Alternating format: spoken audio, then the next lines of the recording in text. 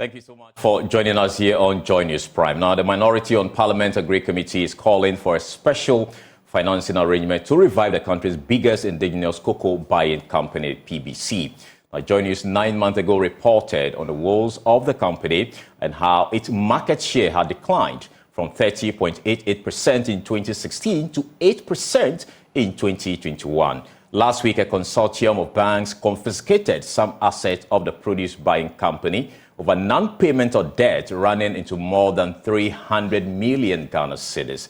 Here are excerpts of our hotline documentary, PBC Troubles. The Produce Buying Company Limited is Ghana's biggest indigenous cocoa buying entity. It evolved from the Produce Department of the Ghana Cocoa Marketing Board and was incorporated as the Produce Buying Division Limited on November 13, 1981 as a 100% state-owned enterprise and a subsidiary of the Cocoa Board. But the light of the company that gave many cocoa farmers some hope appears to have dimmed in recent times, and things are on a nosedive. Since last year, 2021, I started beginning of the season, February. District managers are unable to cut tons of cocoa from its societies to depots because of lack of fuel to run its trucks. What district manager? So the Sikana Banovebo, she said, oh, percent, Ukoko no bad depo, said the cratch no ton cocoa no other firms.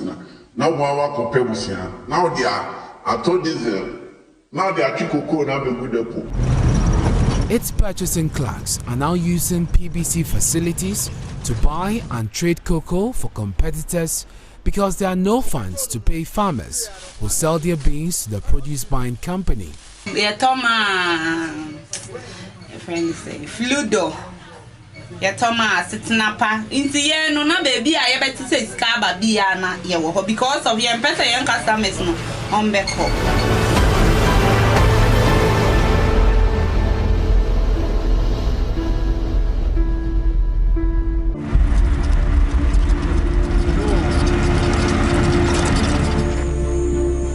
In 2021, a whistleblower and senior staff of the produce buying company petitioned the presidency over the possible bankruptcy of the state-owned venture. He raised alarm about the downward trend of PBC's market shares. In his petition to the president, he made a prediction about the market share of the company. He stated that if PBC market share should hit a single digit, it will spell doom for the state-owned company. Exception of our new management, I realized our fortunes per market share were falling, and as I indicated earlier, and it affected our remunerations. You know something? For the past 6 years, we have never had even 1% salary increment, and you can imagine the hardships we are all finding ourselves through in Ghana now. Even 1%, we have, because yes, it's true. The financial difficulties and challenges we are facing, and it's all because we are not able to buy in volumes. That is why I wanted to inform the presidency. I wanted to inform the appropriate bodies to have a second look how best they can help PBC to stand on its feet to buy in volumes. As it stands now, with the way PBC's market share is dropping, we are in the 2022-2023 cocoa season. With the way the trend is going, what do you think PBC's market share is likely to be in this season? I'm not a prophet of doom, but we all have to be honest and be truthful to ourselves. As I predicted 2 years ago, that if things are not changed as we have been doing things, we will be buying a single digit. And if we buy a single digit, it means we are not going to be able to pay ourselves and sustain the business. Everybody will be going home. He blamed management for the predicament of PBC and urged a change in business strategy to protect the livelihood of the over 900 staff and 15,000 commission-based clerks. Now, the Public Account Committee hearing today, the Commissioner in charge of Domestic Tax Revenue Division, Edward Appincton Jamra, revealed that the produce buying company also owes some 203.9 million cedis tax. 60.6 million. An objection determined 25.1. Penalties and interest waived, and return files determined. And we have outstanding of 275.4 million.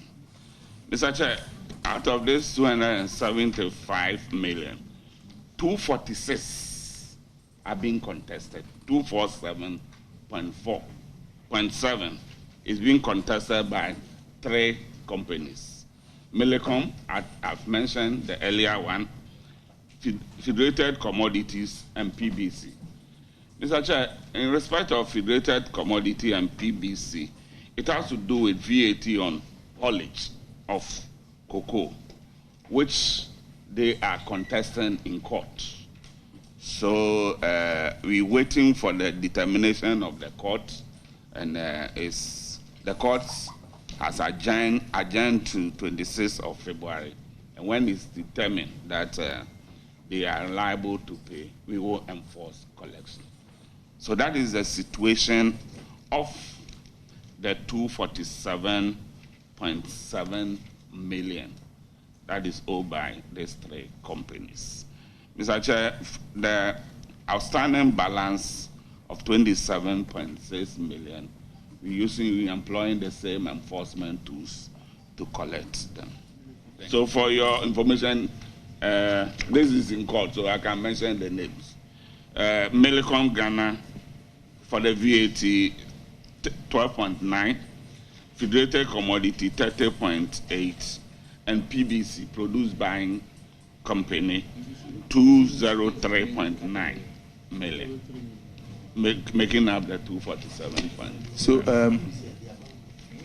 are they contesting, for instance, PBC, are they contesting the whole amount or portions of it?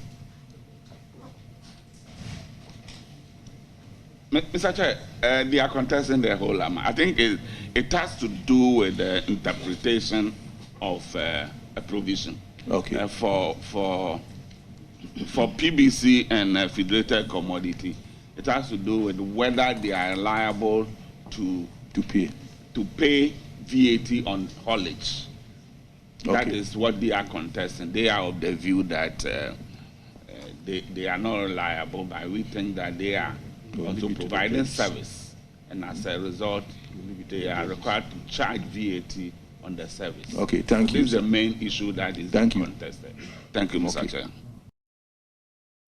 Meanwhile, the Côte d'Ivoire Ghana Cocoa Initiative is reporting that both countries are grappling with the challenge of cocoa smuggling through other unregulated markets. Since its inception in 2018, Ghana and Côte d'Ivoire expressed willingness through the framework to define a common sustainable cocoa strategy with a view to increasing the prices received by cocoa farmers in their respective countries in a sustainable manner. Now, speaking in an exclusive interview with Blessed Soga on Foreign Affairs, Executive Secretary of the Cocoa Initiative, Alex Asanvo, lamented over the surge in smuggling in cocoa into other unregulated markets. Because both countries are talking, are exchanging data. So recently in one of my board meetings, we were very clear. Both countries have exchanges, and Côte d'Ivoire and Ghana have presented some of the actions, joint effort at border. But the issue is even less at the border between Ghana and Côte d'Ivoire. Both countries are facing smuggling outside the country through other countries. So, okay, not between Côte d'Ivoire and Ghana. Right. Between Côte d'Ivoire and Ghana, anyway. When a farmer has a fit in both countries, you can't stop him to buy wherever he feels right. But that one is not where the problem is. The problem is trucks coming to Ghana and vice versa.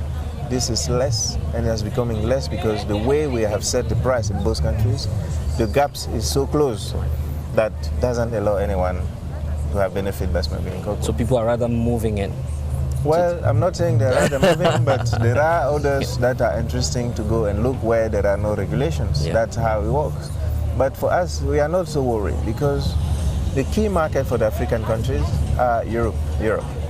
And Europe has put some rules where today Cote d'Ivoire and Ghana have implemented traceability system, right? Which means that if you go and buy your cocoa elsewhere, well, you have to probably fraud for the data to prove where your product coming from. So for us, this situation will probably benefit us because then only if you buy from Cote d'Ivoire and Ghana very clearly with the full traceability that prove that you are not buying from certain areas and ABC. Now, away from that story, the Ghana Union of Traders Association is raising fears their supply chain may be disrupted owing to the latest announcement by 3 military leaders in Mali, Burkina Faso and Niger to officially leave the West African sub-regional bloc, ECOWAS. Now, the 3 departing countries, which are currently facing sanctions for overthrowing democratically elected governments, say their decision to withdraw from ECOWAS was based on inhumane sanctions and deviated from the ideals of Pan-Africanism. Now, although there are growing fears of dire economic and food security implications for Ghana, the country's ambassador to Burkina Faso, Boniface Gambila, says that will be too early to call. Can survive. The problem of these exports is the issue of ECOWAS sanctions. If we don't have ECOWAS sanctions, everything is free. And even with this, their decision, I don't see anything going to affect us. Because Ghana and Burkina Faso are brothers and sisters. That's what we must know. It's just that the Berlin Conference divided us. The 1825 or 1875 Berlin Conference. That is the only difference. But Ghana and Burkina Faso, if you get closer to the border, you won't even know the difference.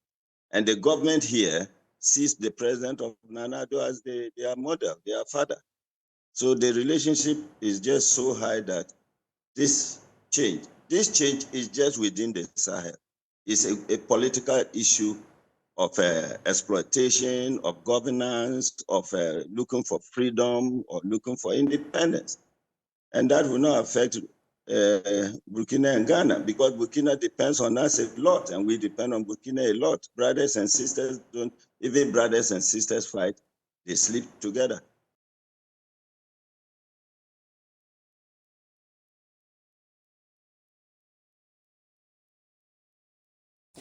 But the Ghana Union of Traders say their members could be adversely impacted as their main source of supply of onions, tomatoes and other staples come from the Burkina Faso country. The departure of these countries, they argue, could create more hurdles in doing business. Dr. Joseph Obin is the president of the Ghana Union of Traders and he joins us via Zoom now. Doc, what is your basis actually for this, apart from the fact that you get your supplies from Burkina Faso? Beyond that, why are you worried? Well, when it comes to trading, we stand to benefit a lot. They come here to buy most of the imported goods that we even import to Ghana. And when it comes to second-hand clothing and all that, they buy a lot. Even the manufactured goods that we produce here, they come and buy. We have the advantage in this relationship. And that, when it comes to the relationship that exists between Burkina Faso, Ghana, Mali, and Niger, we are almost intertwined and interrelated. What we should do as a nation, because this thing is going to affect us more than even the other member states because of our relationship. And so I suggest that we should bypass the ECOWAS to find immediate solution by ourselves to solve this problem. Otherwise, it's going to affect us the most. The cross-border trading activities that goes on is going to be impacted negatively. Look at the cola nuts that we ship to Niger, the onions that we bring from there. You see that relationship. Look at the tomatoes that we bring. Look at the bulk of things that Burkinabés come and buy from there. Sometimes, if we have goods that is locked, one Burkinabé can come and buy a lot to go and stuff because we are at the coastal area, they are hinterland, so we have more importers here. So definitely it's going to have a negative impact that we do not have to overlook. And that's, I suggest that as a nation, Ghana, we start to lose more than any of our counterparts in the other states. And that we should bypass the ECOWAS and find immediate solution. Okay, so immediate solution, for instance, as you say, what would you maybe propose for the Trade Ministry or the Foreign Affairs Ministry to do in the interim as we look forward to a peaceful resolution of this particular crisis? Yeah, we have ECOWAS as a community, and we have the ECOWAS protocol. But don't forget that we have our bilateral relationship as individual nations as well. So we have to use our bilateral relationship with these countries, and especially when we are so much connected historically and everything, we stand to gain than to follow the crowd. Otherwise, we will lose out. It's very important. Look at the number of Burkinabes that are staying here. Look at the number of people, Ghanaians, staying in those countries. All right. We are almost intertwined, the intermarriages and all that. And when these things come, what is going to happen is that there are going to be suspicions. So because of those suspicions, there are going to be stricter controls at the borders. So when it comes like that, then the cross-border trading activities is curtailed. All right. And then to whose disadvantage? To the business community, even more than the government. So it's very important that we look at this, situate it at the proper context, do our bilateral arrangements. Whilst ECOWAS is finding solution, we should not even wait, bypass and then find our own solutions. I think the Ministry of Foreign Affairs should not sleep on this and find ways to bridge up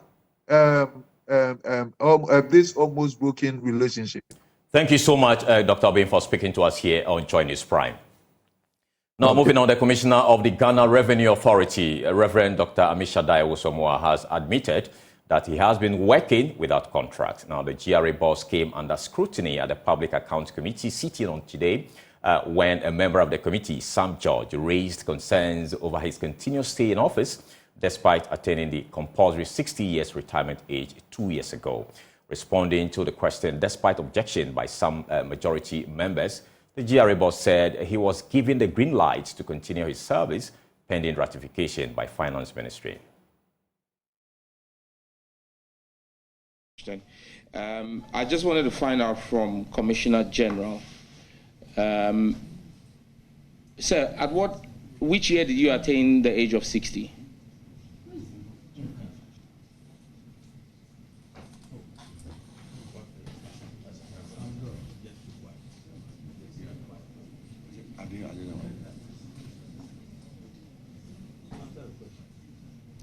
CJ, I'm waiting for a response. What year did you attain the age of 60? Isn't this personal, Chairman? What? I think it's too personal. No. It is not. Chairman, Mr. Chairman, is my colleague assuming? Is he assuming that? I haven't called you. I haven't called you. Oh. I haven't called you. OPK, I haven't called you. Leave that one to me to direct. OMC is not a personal question, please. Honorable members, we have our laws in this country that govern us. If the Commissioner General attained the age of 60, he can be given a contract. If the member is asking a question about his age, he should just respond and say, I'm 60, but I'm on contract. Finish. Thank you very much, Honorable Chair. Honorable Chair, I turned 62 October 2023. Do you have a running contract? The Chairman, as far as I know, a letter was sent to the board for me to continue working until it is sorted out with the Ministry of Finance and the government, the appointing authority, and I know that is still ongoing. All right, that is all. That is all. That is all. It means that you yourself, you don't know whether you have a contract have been signed or not, so that is sufficient. Now, my colleague James Aveji was at the committee sitting today and joins me via Zoom for more. James, we know this question by Sam George led to sharp disagreement between the two sides on the committee, leading to a suspension. What really happened? Yes, Carlos. So as you start hearing from there, the majority led by the deputy ranking on the committee, Davis, also actually was the first person to object to this question. His argument is that this question is out of order. And so he was praying the committee chair to actually rule the question out. But the chairman insisted that since this is a matter of public interest, he needed to provide an answer to that. If you remember, this issue came up 2 years ago when Reverend Amishada Osu actually attained the 60 years. People like Occupy Ghana actually wrote to the president reminding him to send him away or grant him a contract. That was not done. And so the back and forth was there. Then in the middle of that, there was a sudden malfunctioning of the public address system in the committee sitting room. The minority thinks that this is a sabotage. They raised that allegation that after the committee chair has forced the House to go on some 45 minutes break while the problem is restored. And so that was done. But the majority also defended that. And so after he answered the question, Sam George spoke to the media, telling us about exactly what steps he would take moving forward. All right, so we can take a listen to what Sam George has been saying there. He has worked through 2022 above the age of 60, 2023 above the age of 60, and in 2024 is continuing. In a year he will turn 63 for 3 years post his 60th birthday without a contract. So he has absolutely no legal basis to remain as Commissioner General of the GRA. In fact, someone else who with him turned 60, Colonel Damwa, was asked to proceed on leave. So why is Amishadai still being kept at the GRA? And it is in this period, it should be very interesting and it should be of concern to us. It is in this period that he's gone ahead to sign the 100 million contract with SML, the consolidated contract for 5 years. So he signed 100 million Ghana cedis. That's just one contract at a time where he himself has no legal basis, has no contract. He doesn't have a contract extension. And his answer to the board should even to the committee should interest you. The Commissioner General is a member of the board. Yet he says he's unaware because a letter has been sent to the board asking for ratification, a board he is part of. He finds it prudent to sit as the Commissioner General of GRA. 2 years going, he's entered his 3rd year without a contract. And he thinks that he's doing right. And SML is just one of several contracts that have been entered into in the past 2 years by the GRA under the directorship of a man who has no legal basis. Look, Ghana is becoming a crime scene. And the president must answer. But let me even, for the purposes of this conversation, accept that he has unmatched skills. He would need a contract. So if he had such in-demand, unavailable skill set, it doesn't negate the fact that he remaining in office for 2 years and has entered his 3rd year without a contract is an illegality. You cannot work in the public service without a contract. So on what basis has the Comptroller and Accountant General been paying him? Do you see the questions that are coming up? On what basis have they been paying him? Now that you know what the issues are, what do you intend to do about it? Well, we've raised the issues here. Again, let's assume that for the purposes of giving the benefit of the doubt, President Akufo-Addo did not receive Professor Jampo's notice. We're using your platform again to serve notice. And when Parliament reconvenes next week, Tuesday, I would raise it with the Speaker of Parliament. Because the GRA is a critical state institution when it comes to revenue mobilization. If you look at the budget for 2024, we're looking to raise in excess of about 10 billion in additional revenue. Is the GRA that's supposed to do that? You can't have this kind of illegality go on there. No. The right things have to be done. And this year will demand accountability from state institutions. Notice is hereby served. Now to some other story. The Council for Scientific and Industrial Research says adopting clean cook stoves initiative will help households save the high cost of fuel. while protecting forests and helping the climate. Per the new standard labeling regulations, coal pot will no longer be available on sale in the Ghanaian market unless they pass the standardized test of the Ghana Standards Authority. Engaging journalists during the official visit of the Administrator of the United States Environmental Protection Agency, Michael Reagan, to Ghana, the Scientific Research Center says clean energy is the way to go. Council for Scientific and Industrial Research is one of the agencies playing a key role in Ghana's emission reduction strategy. With the Clean Cookstove project, scientists are upbeat about creating efficient stoves that use up to 60% less fuel, protecting local forests and directly benefiting the climate. As a key partner to the Clean Cookstove initiative, Administrator of the United States Environmental Protection Agency, Michael Reagan, is leading a tour of the research center to gauge the progress of work. On display is a wide array of prototypes which will soon get onto the market. By the new regulation in Ghana, cookstoves would have to pass the test from the Standards Authority in order to be certified before going on the market. People are becoming aware of pollution in terms of cooking. So people are also becoming aware of resource scarcity, where you don't have enough of firewood again, so you need to get a technology that should be able to save your firewood. The new LI is in. It was passed last year. The cookstove labeling and standard and labeling. It's where you go to the market, you can't sell cookstoves, or let me put it in the local balance, like coal pots, without having accreditation. It is also good when you are using it, you don't inhale smoke or emissions that will destroy your health. We call it emission test. Impressed by the progress of work, Michael Reagan says his agency will help build capacity of the Council for Scientific and Industrial Research in order to support the Clean Cookstove initiative. Well, number one, when we think about what cookstoves provide from a pollution standpoint, we are helping with capacity building. We're actually going to have some of our experts continue through webinars and ensure that Ghana has the most latest and greatest so that these prototypes are the best in the market. We don't want just countries like America or Germany and others to have the best cookstoves. We want all countries to have great cookstoves.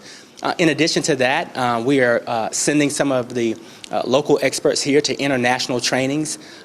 We're making ourselves available so that we can share the best practices, and we're trying to be sure that the industries are adopting what the scientists are showing here in terms of cookstove performance. As the global call continues for developing countries to be supported in climate adaptation, Michael Reagan says developed nations such as the United States are coming to the conclusion that countries suffering the adverse impact of climate change ought to be supported. Well, I think the conversation around loss and damage, moved forward at the last COP. And I think that the United States and all other developing countries, or developed countries and developing countries, are coming to the conclusion that there has to be some funding mechanism for those who are on the front lines of the climate crisis. And so that conversation has matured. It's being led by our State Department. And we're just excited to see the conversation mature and keep moving forward. You're still watching JoyNews Prime with me, Carlos Caloni. There's more after this break. Please stay with us.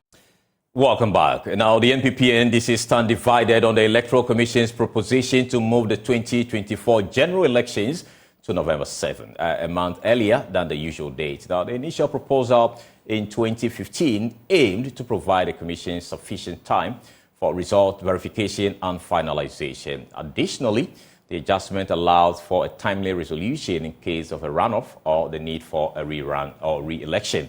Now, the NDC insists on maintaining the status quo. Director of Elections and ICT for the NDC, Dr. Edward Omane Boama, says the EC must be cautious with TIE's approach. Now, despite this, they recommend that the EC initiate the necessary processes and engagement to implement the proposed change for the 2028 general elections. The overwhelming consensus was that, considering all that the EC has to do between now and the next general elections, presidential and parliamentary, the EC would be biting more than it can chew as an institution if it wanted to add the needed parliamentary processes to change the date for the elections. In terms of the day of the election, it's something that we all discuss, and we are all men and women of faith. So we take issues of religion seriously. And we felt that it is something that should be subjected to a broader national discussion so that all shades of opinion can be factored into it for the appropriate decision to be taken. With all that said, for the election day being a holiday, we felt it is not really necessary, but if others think it must be done, even though we have too many holidays in the year, if others feel it must be done, it can be considered. So I would say that the overwhelming consensus was that we should stick to what we have. But the EC should not wait again like the EC waited after the 2016 elections. The EC could have pushed these reforms in 2017, 2018, and 2019, and not in an election year. Now, Director of Election for the NPP, Evans Nimako, joins us on phone. Evans, how soon is IPAC expected to reconvene for this particular discussion? Please, could you come once again? I'm asking, how soon is IPAC expected to reconvene to have a discussion on this proposal? Well, thank you. I think from what we discussed today, the EC informed IPAC members that there's going to be another IPAC meeting. And so that's what happened. So you've not been given the specific time that you're going to sit to actually decide on this? No, please, except that EC said in February he will extend invitation for another IPAC discussion. It appears the NPP is for this particular proposal. To what extent are you going to push this?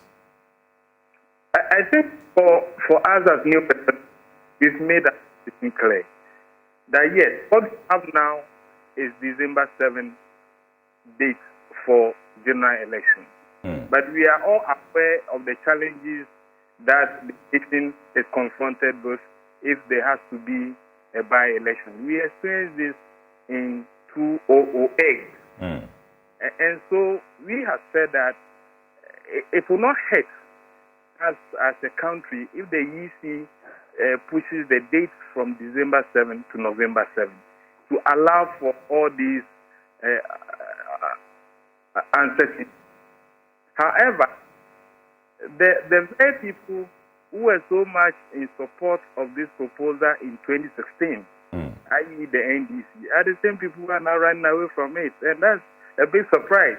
And so, whatever it is, at today's IPAC, parties stated their position. For us as New Patriotic Party, we were for November 7th. On the issue of holiday, we said the EC should broaden the consultation to include other stakeholders. And so that is where the issue is. There were other parties who said that they think that the EC could start the discussion as is being done now and consider the possible change in 2028. Okay. But I will not say that there was conclusion or the parties concluded on any specific date. But what we have now is December 7, 2024 for the general election.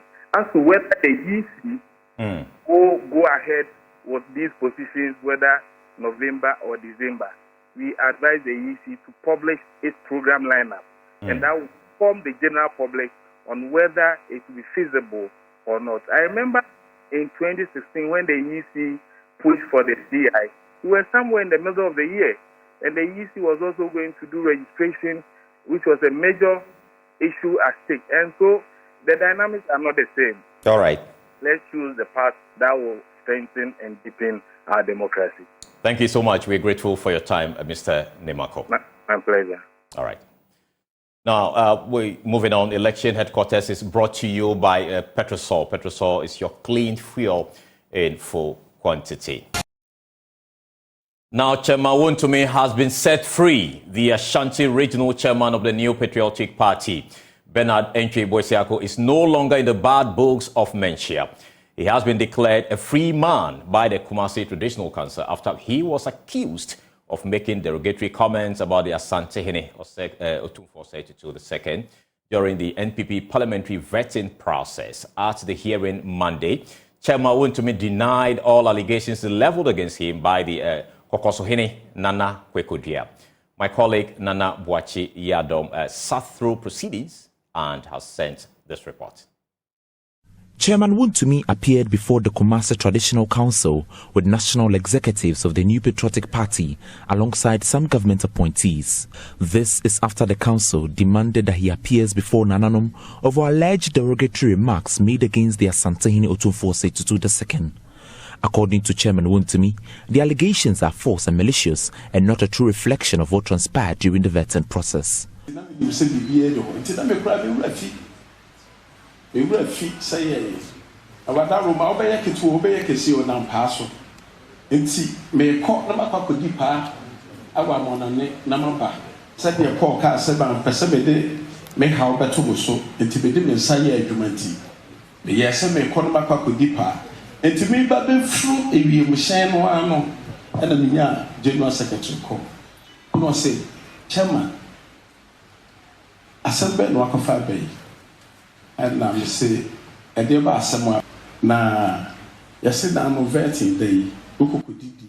I was about joining my flight abroad when my general secretary called to inform me about the allegations. I told him the accusations are false and malicious. How can I make derogatory remarks against Otumfuo? This is not possible.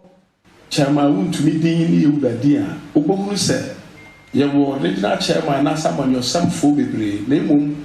Sa obia odi yewuradin odi yedede a eye ede ensampa ede bade ayemia na bia mikobia bia antigenua intimacy. Although Kokosohene Nana Kwekodua defended his allegations against Wontumi, the Kumasi Traditional Council trashed the claims and asked both parties to settle their score without involving the Asantehene. Bantamahene Bafo Usuamankwetia VI, while delivering judgment on the matter, admonished chiefs to refrain from political activities in the heat of campaigning for the 2024 general elections.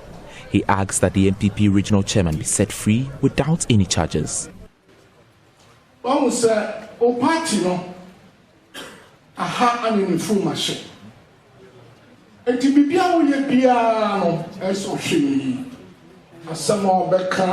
Wanamo be tufa no ma bi ho ni nyina eso twene because ni pa show asantima mo do kan wan kan ye dia anya asamato titru se wa ko no akoka asamati acha me anya ne ko ma won tin ntra enti e so hwe pa party no ahane ti no. Now, it was a tragic loss 7 years ago when a soldier, Major Maxwell Mahama, was brutally murdered by some resident of Denchira, Obuasi. After a long legal tussle, the Accra High Court today has sentenced 12 people, including the former assemblyman of the area, William Barr, to life imprisonment for their involvement in the killing of late military officer Major Maxwell Mahama, with 2 others acquitted and discharged. Major Mahama was lynched by a mob at Denchira, Obuasi in the central region on the 29th May 2017. The court, presided over by Justice Mariama, also found William Barr guilty of abetment to commit murder and murder, while the 11 others were found guilty of conspiracy to commit murder and murder. 7 years after the gruesome murder of Major Mahama at Denchira, Obuasi in the central region, 12 people, including then assemblyman of the area, William Barr, have been found guilty and sentenced to life imprisonment. William Barr was found guilty of abetment to commit murder and murder, with the remaining 11 found guilty of conspiracy to commit murder and murder. Attorney General Godfrey Dame was pleased with the judgment. Of course, the wheels of justice, as we all know, grind slowly, but today we have seen justice. We satisfied with the conviction of the 12 accused persons. 2 have been acquitted in accordance with due process. Yes, I do not think the Republic will contest the acquittal of those 2 persons. Yeah, so we are satisfied with it. Yes. For me, that's actually the most important lesson to be drawn from this. That indeed there is no point at all engaging in mob justice. Because clearly, we have seen a situation where a person who was innocent, was gruesomely murdered under such circumstances. And I believe that the whole nation will learn from it and need to put an end to mob justice in Ghana. Major Mahama's mother was full of emotions after the verdict. The murder of my son has been determined. And I am thankful to God for the strength to endure over 6 years of agonizing pain. The twists and turns of events and associated heartache is unspeakable. God knows my plight as a mother whose loving son was snatched away from her. Major Mahama's father also called on the state to look for the rest of his son's murderers and prosecute them. Those involved in the killing of Major Maxwell Mahama outnumber even 100. They were vividly captured in a video, and yet we got just 14 standing trial today, and 12 of them have been found guilty and convicted. We thank God. The rest, there are a lot of them out there who all contributed in their various ways to get this young officer killed. And so we leave them to the law to chase up with them, and if not, we leave them to the Almighty God. The case, which was presided over by Supreme Court Judge Mariama Owusu, saw two of the accused, Bismarck Donko and Bismarck Abanga, acquitted and discharged. From the court complex in Accra, Kenneth Jesse for Joy News.